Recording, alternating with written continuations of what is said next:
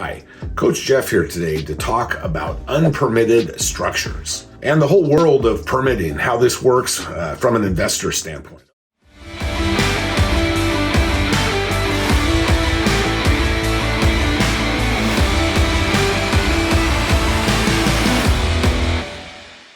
Okay, so let's start off by giving you a typical scenario that we run across as investors. Frequently, we're talking to sellers about buying their house, and the seller will tell you something like, oh, I've got 2,000 square feet out there. I got a 3-bedroom, 2-bath. Then, as investors, we'll go check that information. We want to verify it on things like Zillow, PropStream, and other sources. And you look it up and it's like, is it only showing 1,400 square feet? And it's a 2-1, not a 3-2. Okay, that's red flag number one. That's probably needs to stop all investors in their tracks. What you've got to do at that point is you've got to find out which is correct. Did the investor get the correct information from the seller when the seller says 2,000 square feet, 3-2? Or is the correct information the 1,500, 2-1? The way you do that, there's several ways to do that, but the main way that I recommend doing that is you go to the appraiser's office, a county appraiser or county assessor. Sometimes they're called by those two terms. Those are the gatherer of all information relative to the house. In other words,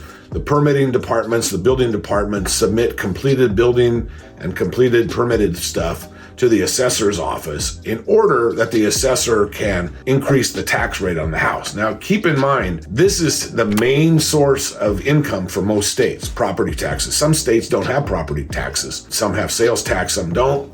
But in most cases, property taxes are a significant, if not the major source of income for the state. So it stands to reason that places like the county assessor's office are going to have the most up-to-date and correct information. It's in their best interest to have more square footage on a house than less because they're going to get paid more money if they do that. So you go to the assessor's office, or typically they can do these things online, and you're going to check and see what it really shows.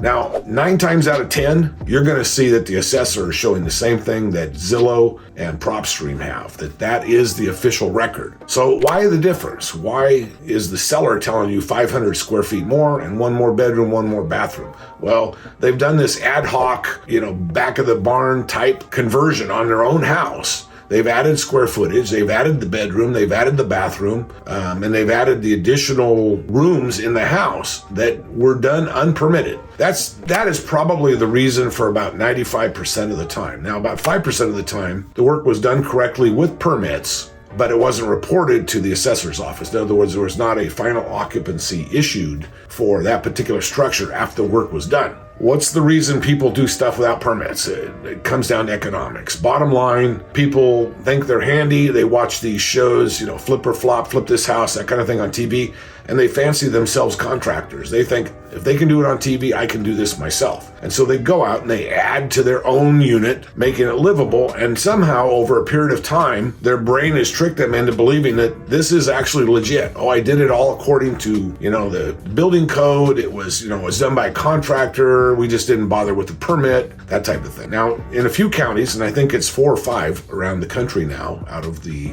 3,000 plus counties in the U.S., in like 4 or 5 counties, there are no building permits. You don't need a permit to do these things. Every place else, you need a permit. So you can just about be 100% certain that a permit was needed, even though the work was done without. So what's that do? That puts you in several different kinds of positions that you need to look at as an investor. Number one, you can buy it with this unpermitted addition and try and go to the building department and get it added in to the square footage after the fact. Not always a good idea because the building inspector codes are probably different today than when the building was or the extra building was constructed. And so the building inspector will typically ask you to tear down that addition, put it back to what is the legal addition. In this particular case of this example, it was 1,500 square feet, 1-1. That's one way to do it. Another way to do it is if you're going to, occupy the house or keep it as a rental yourself,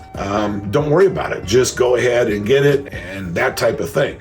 However, you always will run a risk once you're the owner and the ownership has changed hands of somebody from the county taking a look at what you've got versus what it says that you're supposed to have. And the typical prescription for correction on that is to tear down the illegal build. You don't want that to happen. You also run into problems if you want to sell that house, you were to buy it illegally, not buy it illegally, buy it correctly, but with an illegal structure on it.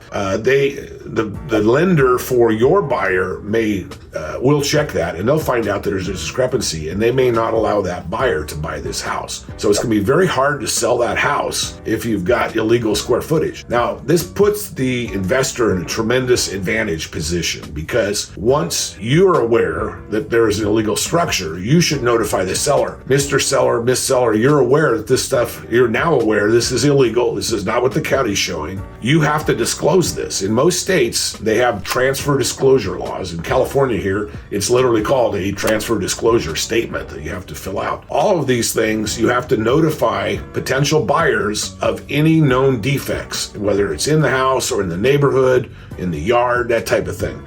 And clearly an illegal structure that was built or structures that were built onto a property are disclosable items. If they don't disclose them, once you put them on notice, they sell it to somebody else, that other person could go back on them and charge them with fraud because they're aware of an illegal structure. So you're in a great position. And I would never advocate blackmailing anybody to get something done, but you need to make sure that you're firm and consistent and tell that seller, this is not legal. You're going to need to notify everybody beyond this. However, I can buy it from you, and you don't tell them this, a big discount, and go in, take your problem and correct it and make it a legal structure. A lot of times that's going to require that you tear it down. In some cases, in many cases, in many states, it allows you to just go back in and get this illegal addition permitted correctly. Now keep in mind, the inspector's going to come out there, open up the walls, want to make sure the plumbing, electrical, is right, the foundation's good. You may end up tearing apart some of your structure in order to verify that it was built correctly. But